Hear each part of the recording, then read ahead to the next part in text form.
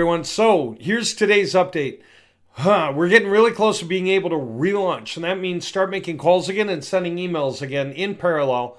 Some that work together, some that work just in parallel, to run through all these different offers to see what's hitting, why people like different things, whatever it is, because we have a lot of stuff we can offer, like I said.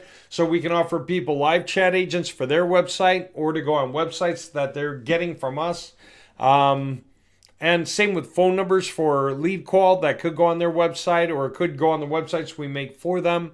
All these different things, leads that we offer them, and so on. So what's my point? I just want to go over where we're at. When we started sending, we realized if we send 1,000 emails out, we get one interested reply. If we send 2,000 out, we get 2 interested replies. We got better. If we send out about 3,500, we get like 5 interested replies. And we said, okay, we can keep working that up, but that's too many emails just for one interested reply about one thing. So we need to be able to cycle these guys through offers. So we decided we had to get a lot of emails into the system. Right now we have 300, and they are allowed to send about 20 a day right now.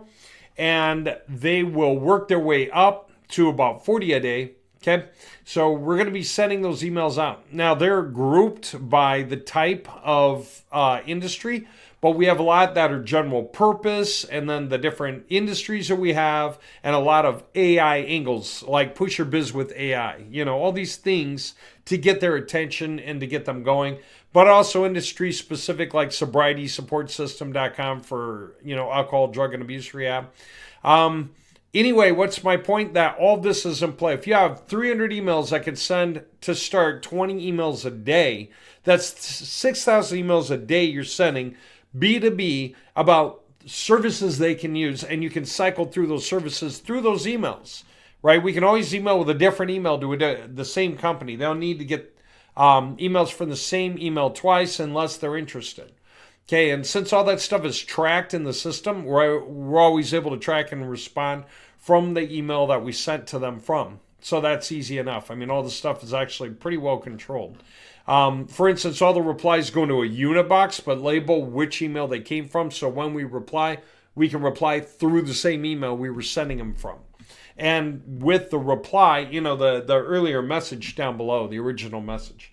Anyway, we just got done adding all these emails. There were errors, and so I'll show you what that looks like. Let me pull this thing in. So the errors look like this, okay? When we tried to add the emails yesterday, we were hitting request failed with status code 502. It's like, why? So SMTP wasn't working correctly. So I had to go back to the server tech. We had to wrap that through and get that set up, and now it's all done.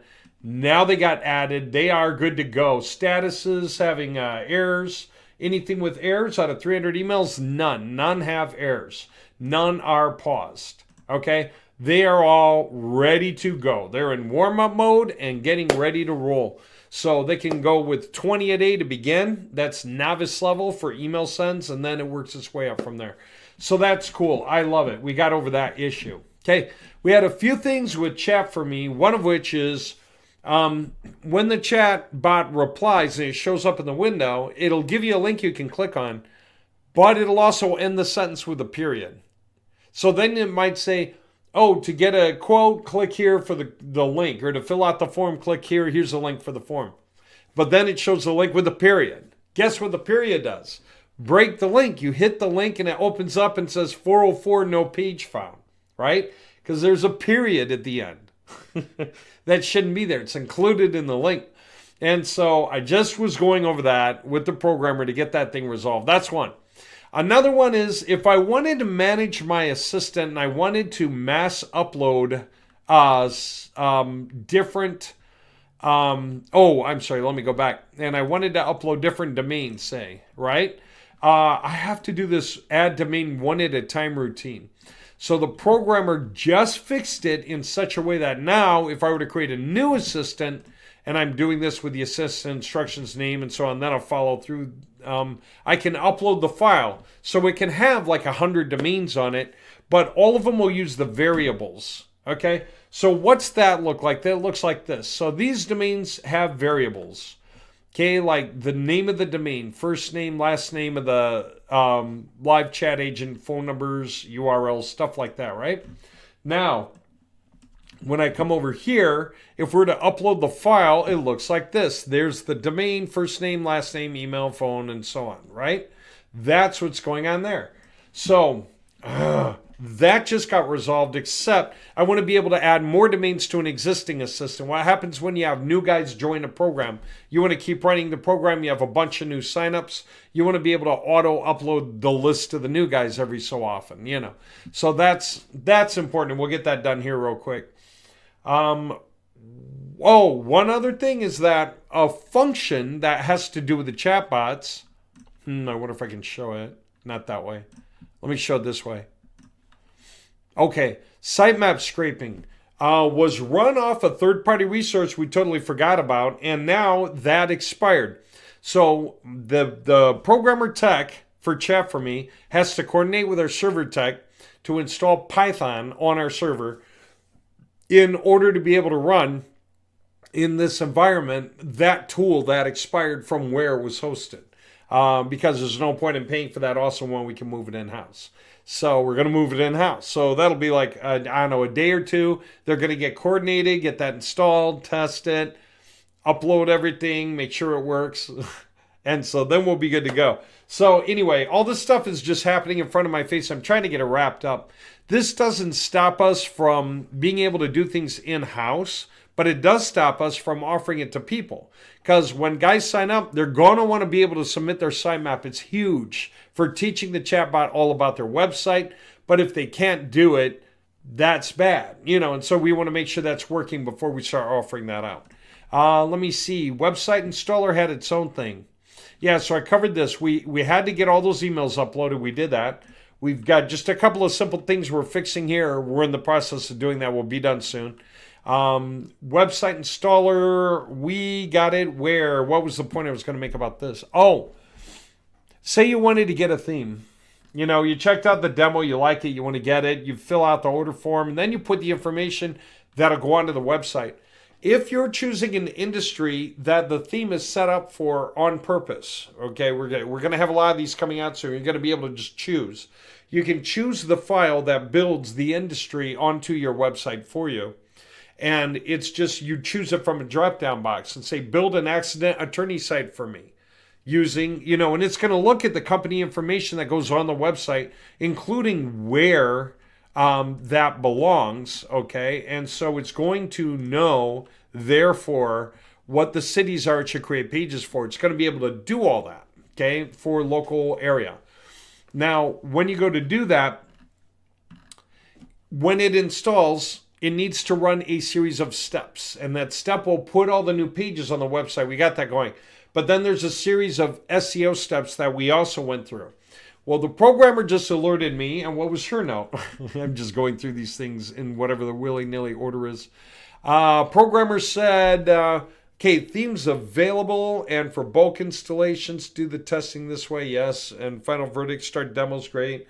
Let me know, installation's good till the steps where we do the SEO. Don't go through that yet. And I asked, why? What's going on? And she said, well, if I run it locally, it runs fine. But if I install it from the site, it should run it as part of the cron job, but it's not doing it. So she has to get together with the server tech to make sure that the cron job runs that step and doesn't deny it for permissions or whatever. So anyway, we're getting that done. Oh gosh, what have I got here anyway? I just wanted to point things out, Okay, this is the other thing about that piece that needed to be moved off the server onto our server. Piece of cake. We'll get that done. Oh, another one for Chat for Me. If you tried to load more voices because you wanted, say, a younger female, it never happened. It kept reloading the same voices over and over again. And we did just get that fixed. So that was a problem yesterday. It's no longer a problem today. Another thing is I couldn't change the image for the batch assistants. Now we can. And not just that, that's getting added to our bulk upload. So if we choose male and female names, we can also choose the avatar by the avatar ID so that we can also match, the name with a look that makes sense, that kind of thing. And that'll be cool. So we'll also do that with voice. That'll be one more piece to do that with. All right. This is done. This is basically done. This is the bit about uploading the file to auto-generate all the domains. This is pretty much done. And that pretty much covers those things. Now, there's one more thing I want to point out about the calling agents, a massive update that we did that's done. There are a few things that we're going to be doing with that are insane, just one after the next, because they're in high demand, and the tools is making this easier and easier. So we're going to be launching and selling anyway, but we're going to throw those in for extra sales because it's going to happen right away. And some of it is so universally fascinating. I don't know what to tell you. Okay, this is a long enough video. I'm going to bust it off. I'm going to do the next video as the next video. It's what are we doing with the calling agent that's so important so that we can launch the calls. Because there's one more thing that was holding us up until now. And it's so sweet now, the change we made. So I can't wait. This thing is ready to roll. Okay.